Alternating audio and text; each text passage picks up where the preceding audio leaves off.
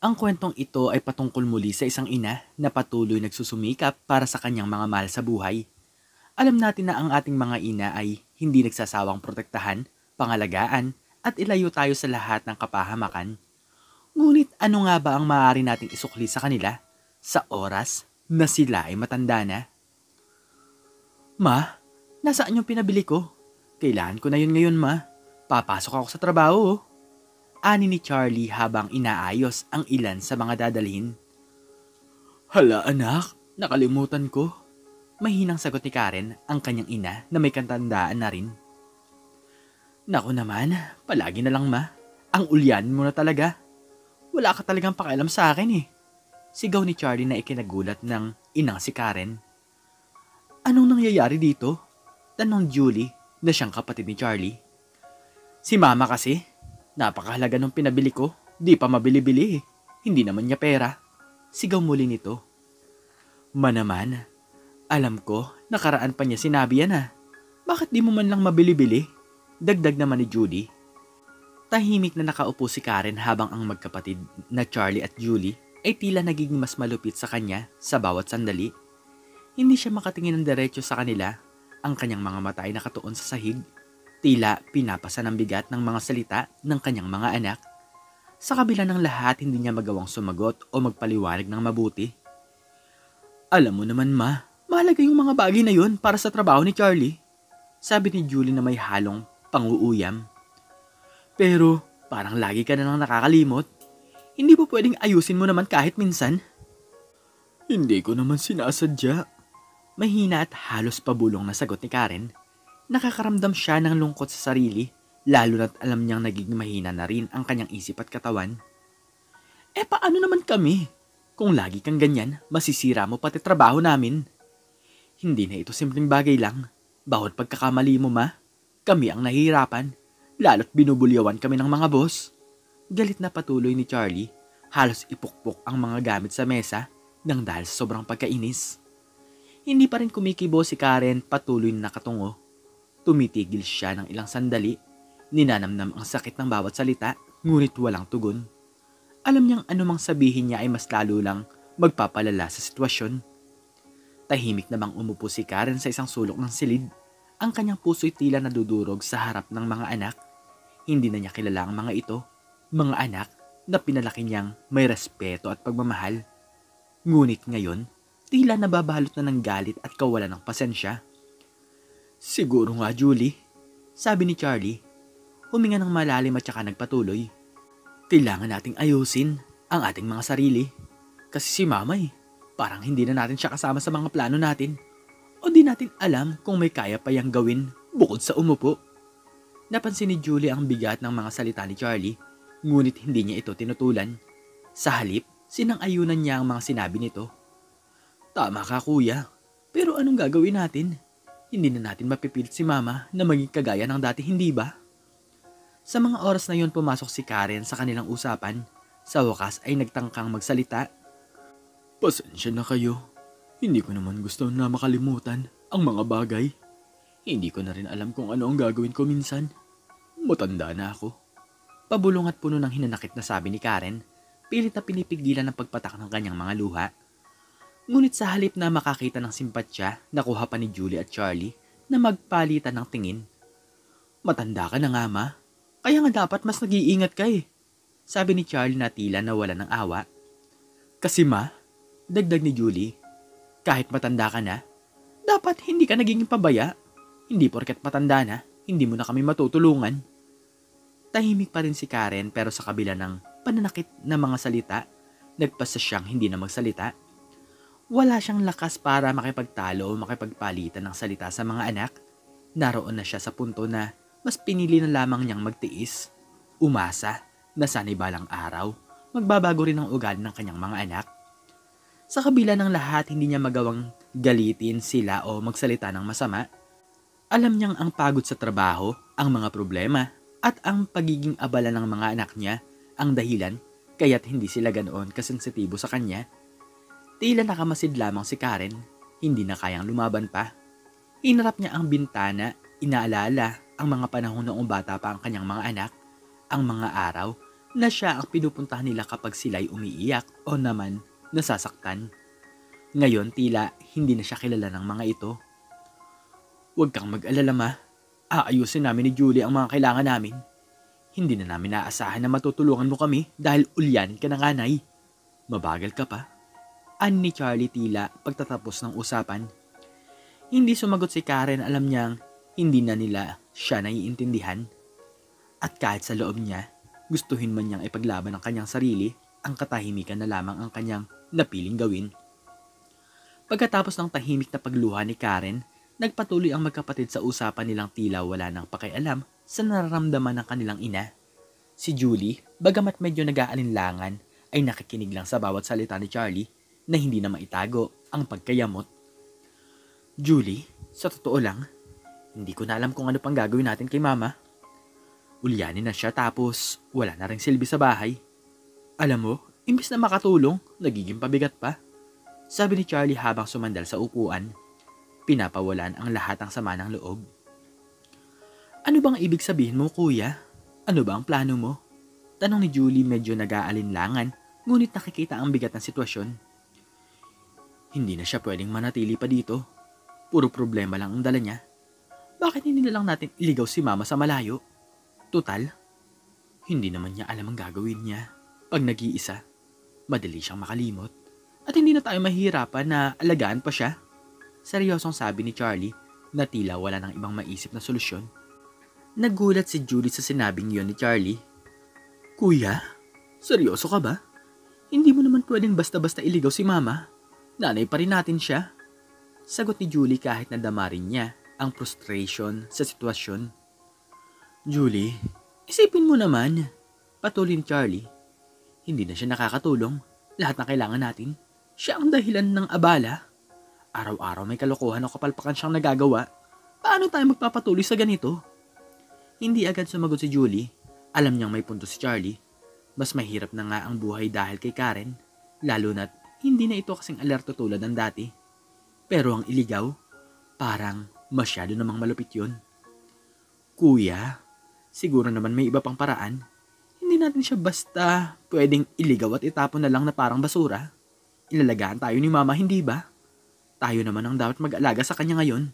Sagot ni Julie bagamat ramdam niya rin ang bigat ng responsibilidad. Julie naman, huwag kang makitid kung mag-isip. Ani ni Charlie medyo iritadong itinaas ang boses. Hindi naman to tungkol sa pagiging masama pero realidad to. Kung gusto mong maging maayos ang buhay natin, kailangan natin gumawa ng desisyon. Hindi na siya nakakabuti sa atin. Pero kuya, sagot ni Julie nag-aalangan pero hindi pa rin sigurado kung ano ang dapat gawin.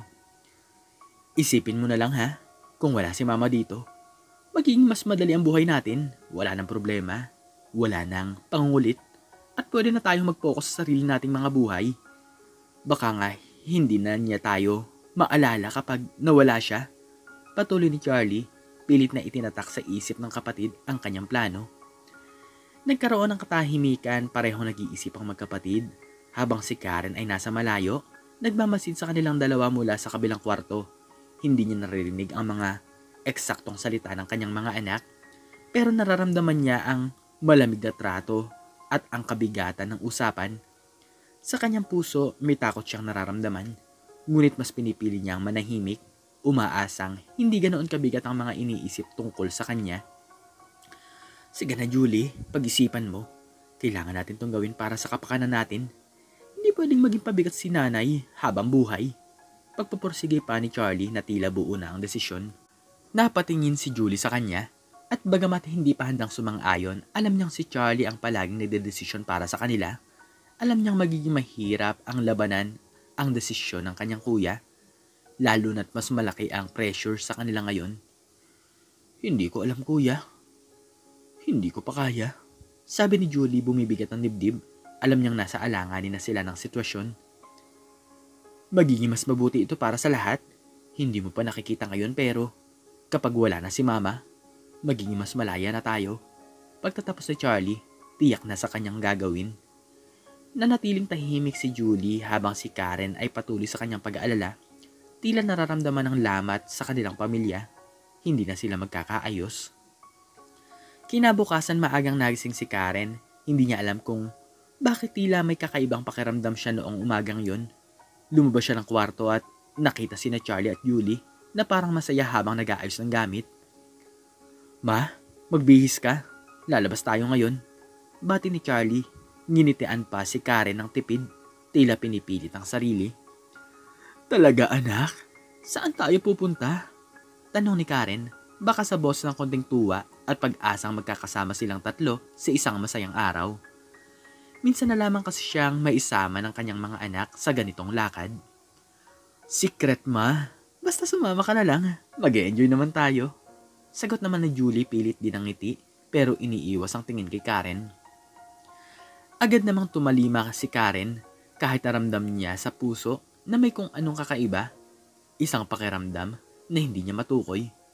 Pero bilang isang ina, nagtiwala siya. Baka nga naman gusto lang siyang sorpresahin ng kanyang mga anak. Pagkalipas ng ilang oras, sumakay silang tatlo sa sakyan ni Charlie. Habang nasa biyahe, tahimik si Karen sa likod. Ngunit bakas ang kasiyahan sa kanyang muka, iniisip niya na baka may maganda silang pupuntahan. Habang papalayo na ang biyahe, napansin ni Karen na tila hindi ito ang karaniwang daan na kanilang tinatahak. Puro puno at mga bakanteng lupa ang tanawin. Unti-unting nawawalan na ng bahay at tao sa kanilang dinaraanan. Charlie, Julie, saan nga ba tayo pupunta? Tanong ni Karen, pilit na itinatago ang pangamba sa kanyang tinig. Huwag ka nang mag-alala ma, konti na lang at nandun na po tayo. Sagot ni Charlie pero halata sa boses ang pagkailang. Pagkalipas pa ng ilang minuto, huminto sila sa isang kalsadang hindi pamilyar kay Karen. Napapalibutan ito ng mga damuhan, puno at walang ibang sasakyan o tao sa paligid. Nandito na po tayo ma, bumaba na po kayo. Sabi ni Charlie sabay tingin kay Julie na tila nagdadalawang isip pa rin. Pero hindi na siya tumutol dahil alam niyang buo na ang desisyon ni Charlie. Anak, bakit dito? Ano ang gagawin natin dito? Naguguluhang tanong ni Karen habang bumababa siya sa sakyan. Ngunit bago pa man siya makipag-usisa pa, biglang isinara ni Charlie ang pintuan ng sasakyan at pinatakbo na ito pabalik. Nagulat si Karen at sa isang iglap, iniwan na siya ng kanyang mga anak sa liblib na lugar na yon. Charlie, Julie, sigaw ni Karen, hinahabol ng tingin ng sasakyan pero unti-unti na itong nawawala sa kanyang paningin. Nanatiling mag-isa si Karen sa gitna ng lugar na walang katao-tao. Nakatanaw siya sa malayo, hindi alam kung ano ang gagawin. Ang mga hakbang ng kanyang mga anak ay unti-unting dumurog sa kanyang puso. Hindi siya makapaniwala ng mga anak na inalagaan niya, minahal at pinagsakripisyuhan ng lahat para sa kanila ay kaya siyang iwan sa ganitong paraan. Ngunit sa kabila ng lahat na natiling tahimik si Karen, walang luha, walang galit. Tanging lungkot at panghihinayang ang nararamdaman niya. Hindi siya makapaniwala na ito ang naging kapalaran niya. Sa malayo habang patuloy na umaandar ang sasakyan, tahimik din si Julie. Pigil ang luha. Alam niyang mali ang kanilang ginagawa. Pero hindi siya nagawa pang makapagsalita. Siguro, mas mabuti na to. Bulong ni Charlie sa sarili. Tila pinapakalma ang kanyang konsensya. Ngunit alam niyang may iniwan silang hindi mabubura sa kanilang pagkatao. Ang katotohanang iniwan nila ang kanilang ina sa oras ng kanyang kahinaan. Kinagabihan habang tahimik ang buong bahay, biglang bumukas ang pintuan. Nagulat sina Charlie at Julie nang makita si Karen. Nakauwi na mula sa lugar kung saan nila siya iniwan. Payat, pagod at tila ba mas matanda kaysa dati. Pumasok si Karen nang hindi nagsasalita.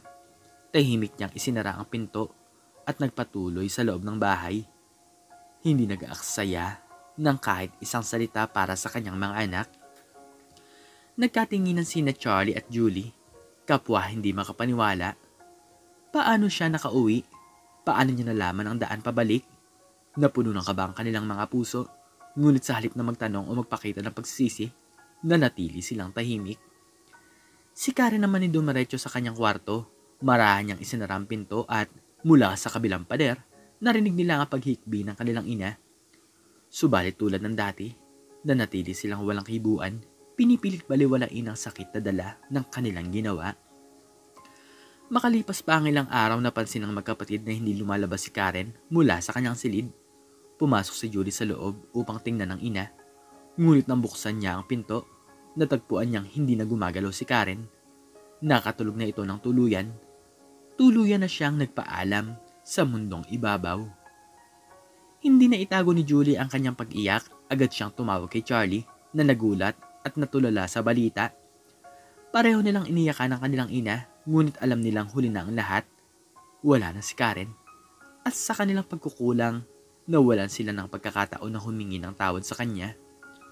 Habang nag-aayos sila ng gamit ni Karen, natagpuan nila ang isang maliit na kahon sa ilalim ng kama nito. Sa loob ng kahon, may mga lumang larawan, ilang mga alaala ng kanilang kabataan. Sa isang sobre, binuksan ni Charlie ang sobre at nakatagpo ng liham na isinulat ni Karen para sa kanila. Mahal kong Charlie at Julie, alam kong may mga pagkakataon na nasaktan ko kayo at may mga pagkukulang din ako bilang isang ina. Hindi ko rin kayo masisisi sa inyong mga nararamdaman. Hindi ako naging perpekto, ngunit lagi akong nananalangin na manatili ang inyong kaligayahan. Ngunit bago ako mawala, nais kong ipaalam sa inyo na kahit sa huling sandali, mahal ko kayo. Inipon ko ang perang ito sa loob ng maraming taon, hindi para sa akin kundi para sa inyo. Sana magamit nyo ito sa tama at makapagpatuloy kayo sa inyong mga pangarap. Patawarin nyo ako at sana'y lagi nyong tandaan na ang pagmamahal ng isang ina ay hindi matutumbasan ng anumang galit o sama ng loob. Mahal ko kayo. Nagmamahal, Nanay. Kasama ng liham na yon ang isang makapal na sobre na naglalaman ng pera.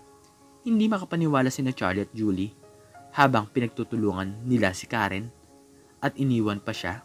Ang kanilang ina ay patuloy na nag-iipon ng pera para sa kanilang kinabukasan. Bumuhos ang luha ng magkapatid. Hindi nila inakala na sa kabila ng lahat ng hirap at sakit na pinagdaanan ni Karen, mas naisip pa rin ito ang kapakanan nila. Ang pagkamatay ng kanilang ina ay nag-iwan ng malalim na sugat sa kanilang mga puso. At ang liham na yon ang siyang nagpabukas ng kanilang mga mata sa mga pagkakamaling hindi na nila mabawi. Sa huling pagkakataon, kapwa nila pinangako sa kanilang sarili na hindi na nila muling tatawarin ang halaga ng pagmamahal ng isang ina. Isang pagmamahal na hindi kailanman nawala, kahit pa sa huling sandali ng kanyang buhay. Ikaw, anong natutunan mo sa istoryang ito? Makikicomment naman sa baba kung ano ang iyong natutunan. At hanggang dito na lamang po nagtatapos ang aking istorya at sana po ay nagustuhan nyo ito. Please like, share, and subscribe and click the notification bell para palagi po kayong updated sa mga bago kong istorya. Muli ay maraming salamat po at God bless us all.